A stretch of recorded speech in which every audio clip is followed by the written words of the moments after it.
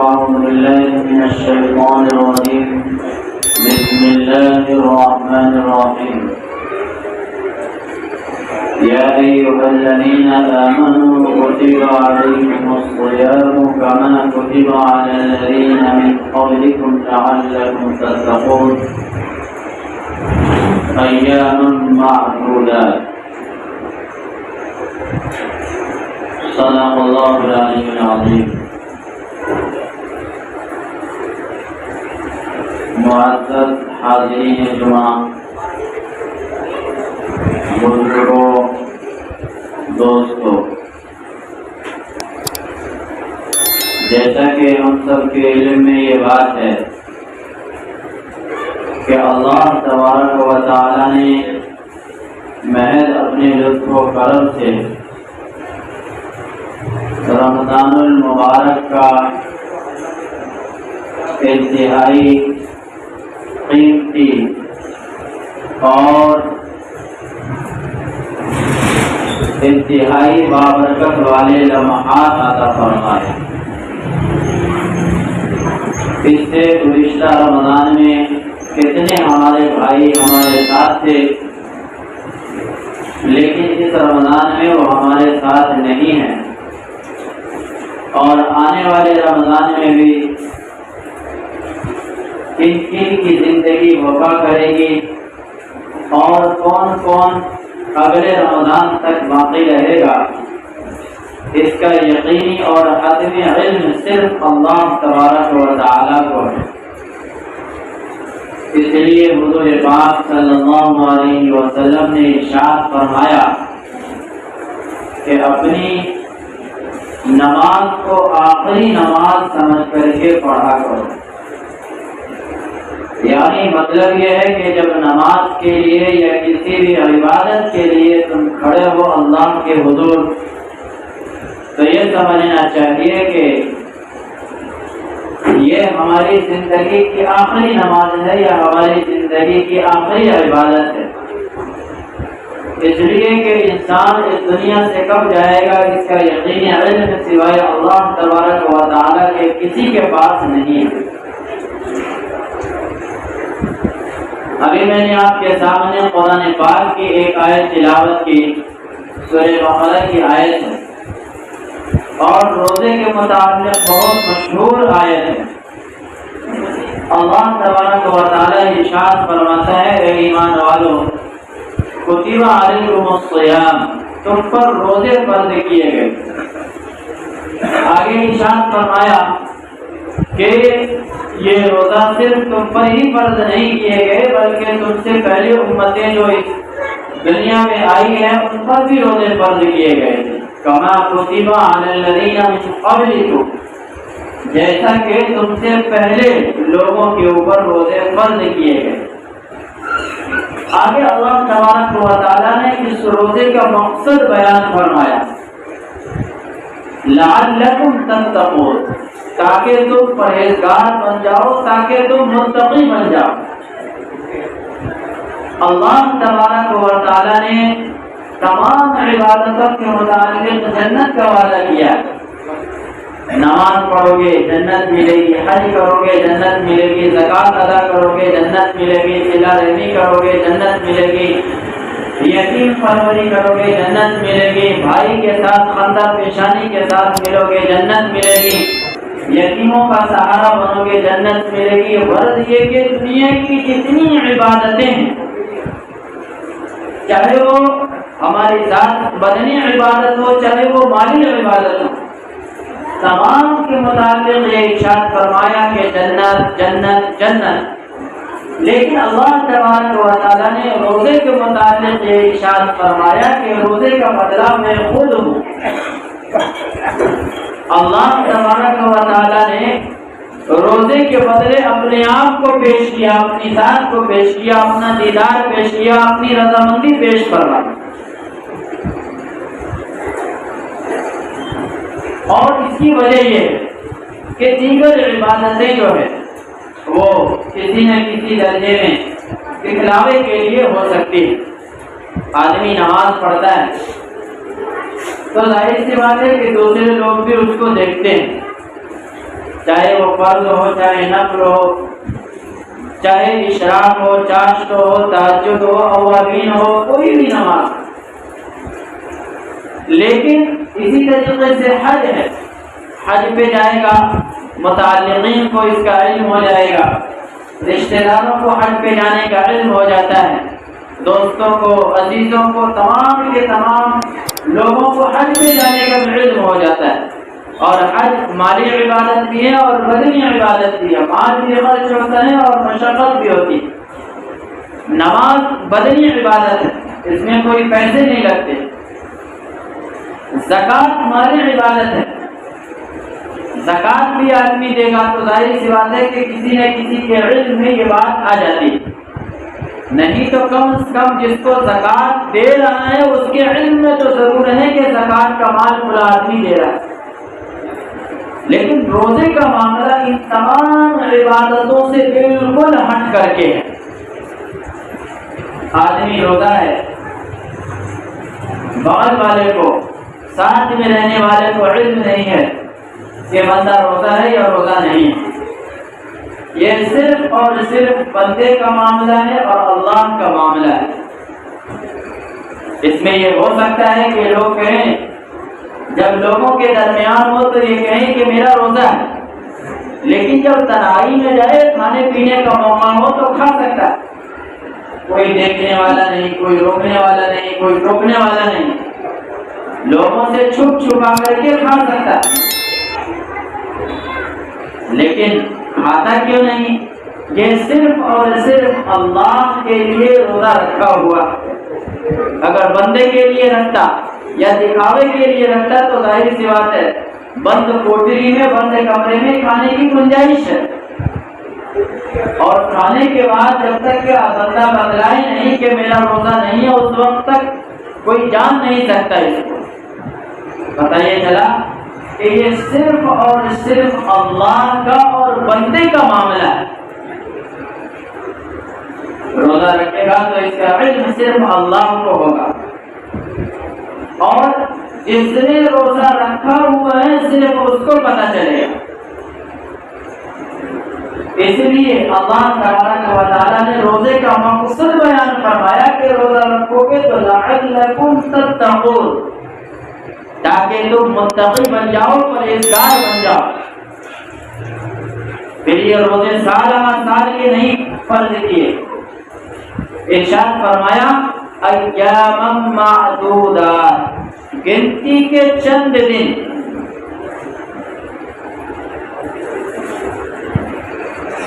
ایک مہینے کا روزہ فرض فرمایا، اور اس کے بدلے کیا کیا؟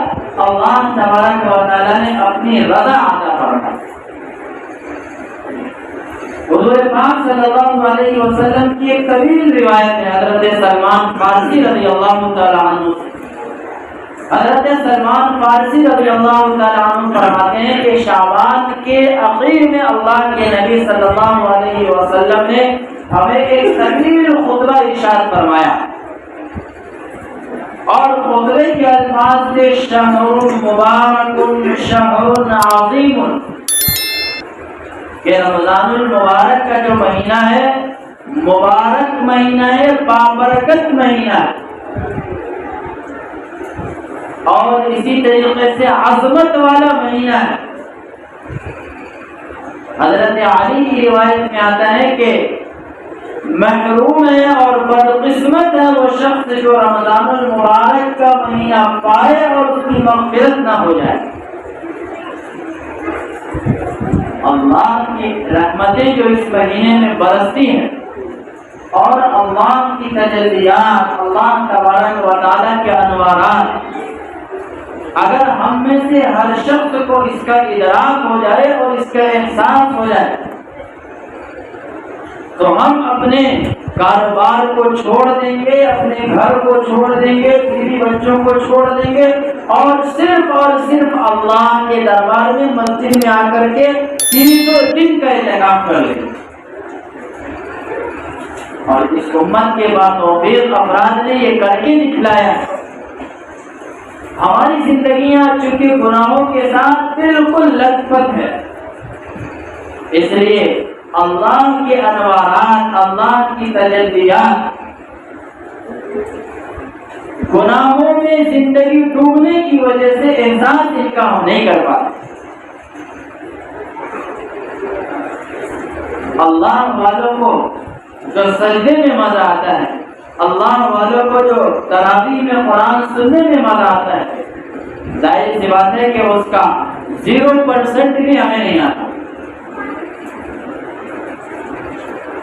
تو حضرت سلمان فارسی رضی اللہ تعالیٰ عنہ کی روایت میں حضور پاک صلی اللہ علیہ وسلم نے اس مہینے کی بے شمار فضیلتیں ارشاد فرمائی، اور اس روایت کے آخر میں ہے کہ اس مہینے میں 4 چیزوں کی کثرت رکھا کر۔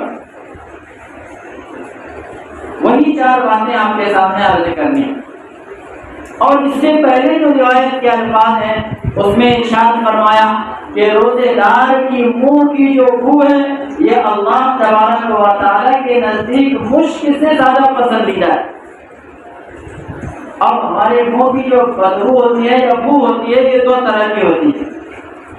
ایک تو اس وجہ سے ہوتی ہے کہ ہم مسواک نہ کریں یا برش نہ کریں، تو ظاہر سی بات ہے کہ منہ کے اندر بدبو پیدا ہو جاتی ہے، اور اس بدبو کی قسم الگ ہوتی ہے۔ یہ متنفر کر دینے والی اور طبیعت کو بوجھل کر دینے والی بو ہوتی ہے۔ اور ایک بدبو ایسی ہوتی ہے کہ معدہ بالکل خالی ہو آدمی کا، صبح سے لے کر کے دوپہر تک یا شام تک کچھ کھایا نہ، لیکن صبح اٹھ کر کے برش کیا یا مسواک کیا، دوپہر میں مسواک کیا، عصر میں مسواک کیا، اس کے باوجود بھی مجھے ایک خاص طرح کی بو آتی ہے۔ وہ مسواک نہ کرنے کی وجہ سے یا منہ میں گندگی جمنے کی وجہ سے بدبو نہیں ہوتی، بلکہ معدہ جو خالی ہوتا ہے اس کی وجہ سے وہ بو پیدا ہوتی ہے۔ پیٹ جو خالی ہوتا ہے، غذا جو صبح سے لے کر کے کچھ پیٹ میں نہیں گیا، اس کی وجہ سے وہاں سے وہ بدبو پیدا ہوتی ہے۔ اس بدبو کے متعلق اللہ کے نبی صلی اللہ علیہ وسلم نے ارشاد فرمایا، اللہ کے نزدیک یہ مشک سے زیادہ پسندیدہ ہے۔ یہاں ایک بات یاد رکھنا چاہیے کہ ہمارے یہاں مسواک کرنا ہر وقت مستحب ہے، چاہے عصر کے بعد ہو چاہے افطاری سے پہلے ہو، اس وقت بھی مسواک کرنا مستحب ہے۔ پورے دن جب تک کہ آپ روزہ سے ہیں کبھی بھی مسواک کر سکتے ہیں، اور آپ جب نماز کے لیے آئیں تو نماز جب وضو کریں تو اس سے پہلے ضرور مسواک کیا کریں۔ مسواک سے نماز کا ثواب بڑھا دیا جاتا ہے، اس لیے کم از کم رمضان المبارک میں آپ کولگیٹ کرتے ہیں، برش کرتے ہیں، یہ بھی کیجیے، لیکن اس کی ٹائمنگ اور مسواک کی ٹائمنگ کو متعین کر لیجیے۔ یا آپ رات میں کیجیے، روزے کی حالت میں ٹوتھ پیسٹ نہیں کر سکتے، گل نہیں کر سکتے، تمباکو نہیں کھا سکتے، بیڑی نہیں پی سکتے، سگریٹ نہیں پی سکتے۔ بعض لوگ یہ سمجھتے ہیں کہ گل کرنے کی وجہ سے روزے کے اوپر کوئی فرق نہیں پڑتا، یہ غلط ہے۔ ان تمام چیزوں سے روزہ ہے ہمارا۔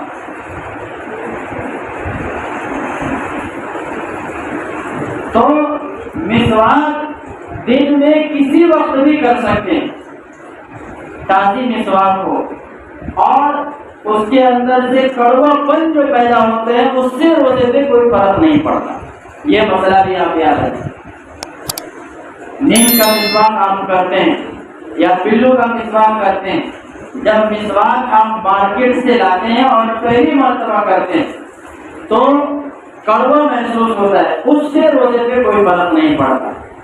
اسی طریقے سے کوئی بندہ ایسا ہے جس کو بار بار منہ میں تھوک پیدا ہوتا ہے، تو جتنی مرتبہ تھوک آئے ہر ایک کو پھینکنا ضروری نہیں ہے، تھوک نگلنے سے بھی روزے کے اوپر کوئی فرق نہیں پڑتا۔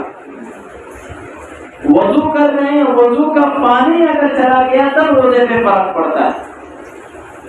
اسی طریقے سے جب سحری کا وقت ختم ہو جائے ہمارے یہاں ایک عام رواج ہے، اب تو الحمدللہ اس کے اندر کافی سدھار آیا ہے کہ جب تک کہ اذان نہ ہو جائے اس وقت تک کہ کھانا پینا جاری رکھتے تھے، اور یہ سمجھتے تھے کہ جب اذان ہو جائے گی تبھی جا کر کے روزہ ہمارا شروع ہوگا۔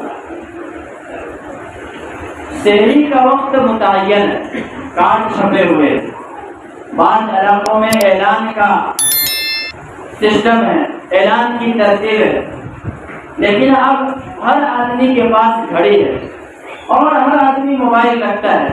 موبائل میں ایسی ٹیکنالوجی ہے کہ آپ کو پتہ چل جائے گا کہ سحری کا وقت کب شروع ہے اور کب ختم۔ اس سے بھی زیادہ سہولت ہے کہ ہر مسجد میں کارڈ ملتا ہے، اللہ کے نیک اور باتوفیق بندے کارڈ چھپا کر کے تقسیم کرتے ہیں، تو اس میں جو سحری کا وقت ہوتا ہے اس سے 1 منٹ بھی آگے نہیں جانا۔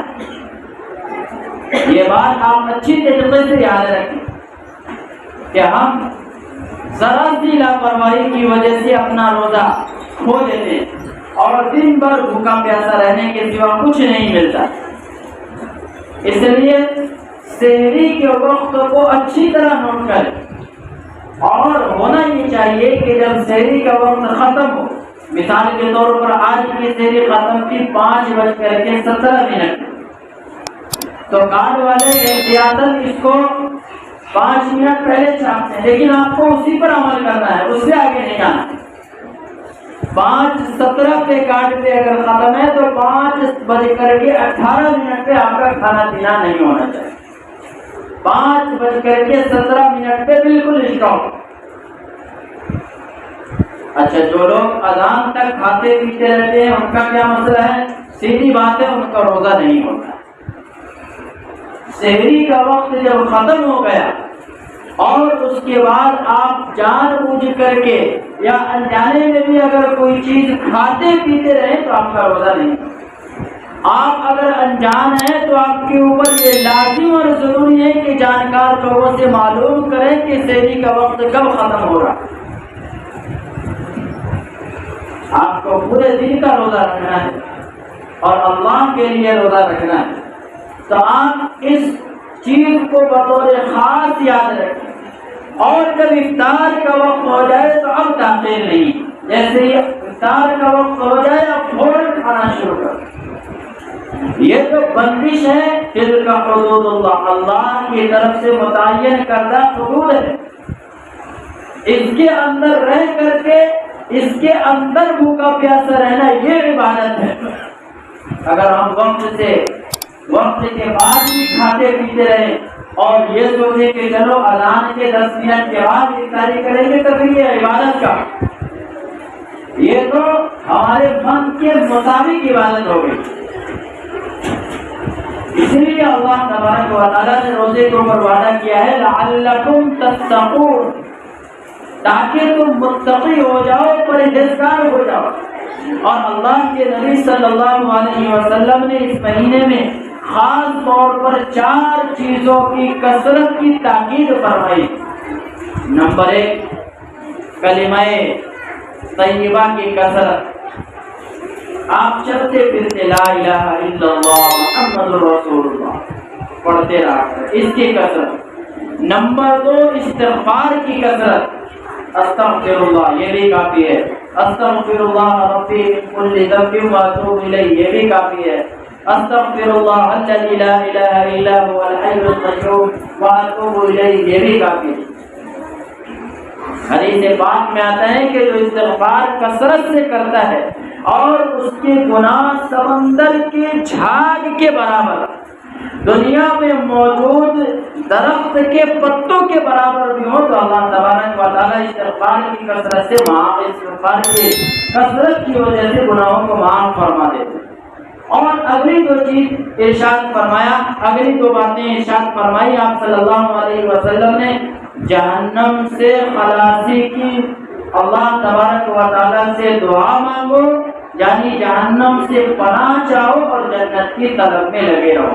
ان 4 باتوں کی بطور خاص اللہ کے نبی نے تاکید فرمائی ہے۔